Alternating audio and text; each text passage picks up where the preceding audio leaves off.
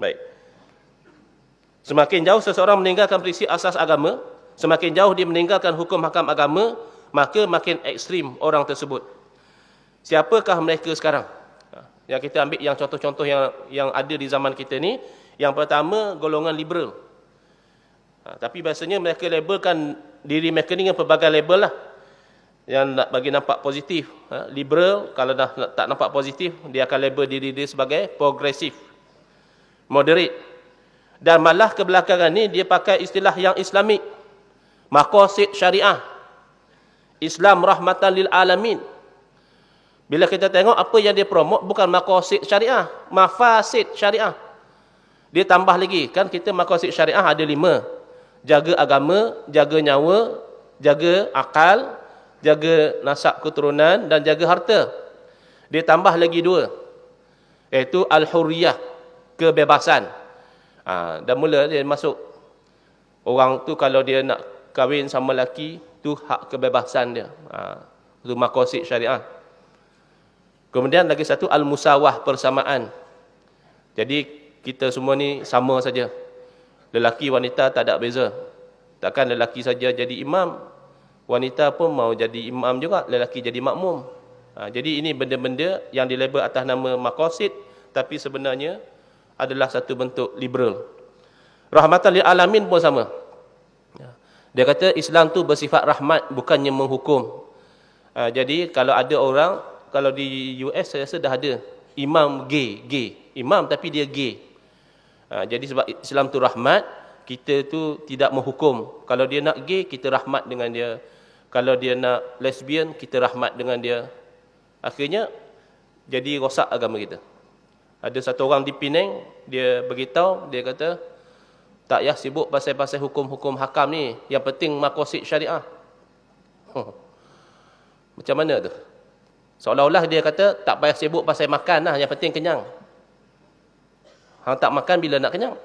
Hang tak buat hukum syarak bila nak sampai maqasid syariah. Ini golongan liberal. Yang kedua, literal. Literal ni dia biasanya mentafsirkan agama secara keras dan secara zahir. Tak mau takwil. Ayat Quran tak boleh takwil lah dia, kena faham secara zahir. Itu kalau kena dengan kecenderungan dia, kalau tak kena dia takwil juga. Kemudian ini seperti yang dilakukan oleh golongan yang dikenali sebagai Wahabi, tetapi mereka kadang-kadang tak suka digelar Wahabi, mereka lebih suka digelar Salafi. Malah kebelakangan ini mereka mendakwa mereka lah golongan ahli sunnah wal jamaah yang sebenar. Adapun Asy'ariyah, Maturidiyah itu terkeluar daripada ahli sunnah wal jamaah. Ini ekstrim yang kedua. Ekstrim yang ketiga bersifat sektorial. Biasanya didorong oleh ketaksupan, kecenderungan politik.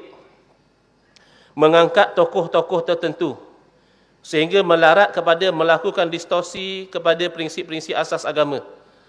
Seperti yang dilakukan oleh golongan Syiah. Ini menjawab soalan tadi. Ya, antara punca jadi penyelewengan dalam akidah ni kadang-kadang disebabkan ketaksupan politik. Asalnya Syiah itu dia ketaksupan politik saja. Ya, dia nak angkat Sayyidina Ali radhiyallahu ta'ala anhu sebagai khalifah. Kemudian dia jadi ekstrim. Dia anggap sesiapa yang memegang khalifah sebelum daripada Sayyidina Ali itu merampas hak Sayyidina Ali. Lepas tu dia lagi ekstrim lagi. Sayyidina Ali ni bukan saja layak jadi khalifah, malah sebenarnya Sayyidina Ali tu yang layak jadi Nabi, cuma Sayyidina Jibril alaihissalam tersilap bagi wahyu. Dia melarat sampai menyeleweng dalam akidah. Sebab itu dalam politik jangan taksub sangat. Zaman kita pun macam tu juga. Kalau orang tu masih duduk dalam parti kita, kita tak nampak pun kesilapan dia. Kalau orang beritahu pun, dia ni Syiah oh. Hang jangan kata dia Syiah oh, tabayyun dulu Syekh, tabayyun. Sebab apa? Sebab dia masih dalam parti kita. Dia keluar daripada parti dan terlondeh. Syiah apa semua dah tahu dah. Ini sikap ni dia dipanggilkan ekstrim secara sektorial. Kalau kumpulan orang lain sentiasa salah, kumpulan kita sentiasa betul. Yang ini jauh daripada Islam. Islam tak suruh macam tu. Baik, saya laju-laju yang liberal ni.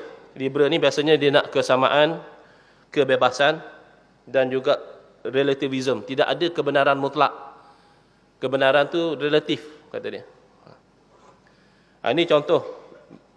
Ni guru-guru kaunseling ke ataupun guru-guru ibu bapa, cek tengok anak-anak minat baca buku Banks Ali ni. Dia kata baru sampai KL bla bla, dia kata rest in peace kapal Sing baru mati masa tu accident. Dia kata jika aku Tuhan, dia boleh kata jika dia Tuhan, aku masukkan kau ke dalam syurga, sebab dia minat kapal Sing ni, dia anggap kapal Sing ni bagus, dan rejam Zulkifli Nordin. Zulkifli Nordin ni ahli politik juga, dalam neraka jika aku Tuhan. Ni geng-geng liberal. Dia komplain berkenaan babi, siapa yang cipta babi? Tuhan atau manusia? Dia komplain kat Tuhan. Kau yang cipta babi, lepas tu kau haramkan orang mendekati apa yang kau ciptakan. Tak ke pening macam tu? Memanglah Allah ciptakan, tapi Allah bagi kita akal suruh pilih. Bagi kita hukum sebagai panduan. Habis kalau macam tu, taik hang mau makan jugalah. Dah kira semua Allah Ta'ala cipta. Tapi yang ini dia akan bagi, dia pahaman-pahaman yang menyeleweng ni, dia serangkai sebenarnya. Yang liberal ni, berarti tengok, yang liberal dan yang literal, kita tengok macam bertentangan. Yang liberal ni terlampau longgar, yang literal terlampau strict. Tapi bila melawan ahli sunnah wal jamaah, dia senada. Sebab tu kadang-kadang kenyataan tokoh liberal disokong oleh tokoh-tokoh Wahabi, dan kenyataan tokoh Wahabi disokong oleh orang-orang liberal. Dia senada. Dan di mana titik pertemuan dua golongan ni adalah tidak pakai mazhab. Liberal memang tak memakai mazhab lah, agama pun dia persoalkan, nak mazhab pasal apa? Tapi yang literal ni pun macam tu juga, dia bagi alasan ikut Quran dan sunnah.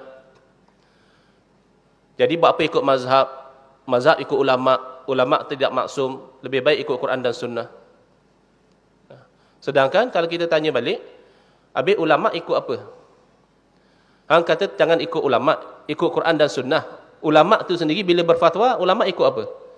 Injil, Taurat, kitab Hindu, kitab Buddha. Ulama' ikut Quran dan sunnah juga. Baik, ulama' tidak maksum, betul. Ulama' tidak maksum, tapi kita ikut ulama' bukan sebab ulama' maksum. Bukan syarat kita ikut seorang tu maksum, terpelihara daripada salah dan silap. Kalau syarat dia maksum, sahabat Nabi kita tak boleh ikut. Sahabat Nabi tidak maksum. Kemudian lebih teruk daripada itu, hang kata jangan ikut ulama' sebab tak maksum. Ikut Quran dan sunnah. Hang baca Quran, hang faham macam ni. Hang baca sunnah, hang faham macam ni. Hang tu maksum kah? Tak, saya pun tak pandai juga. Saya pun ikut ustaz-ustaz sunnah saya. Tak, ustaz sunnah hang tu maksum kah? Hak balik mengaji daripada Madinah 4 tahun, hak balik mengaji pada Jordan 4 tahun tu maksum kah? Hang tinggal imam-imam besar yang diterima oleh ulama' seluruh dunia, dengan alasan tak maksum, hang pergi ikut seorang dua ustaz ni, seolah-olah mereka ni maksum. Ini penyelewengan ya, dalam fikiran orang sekarang ni.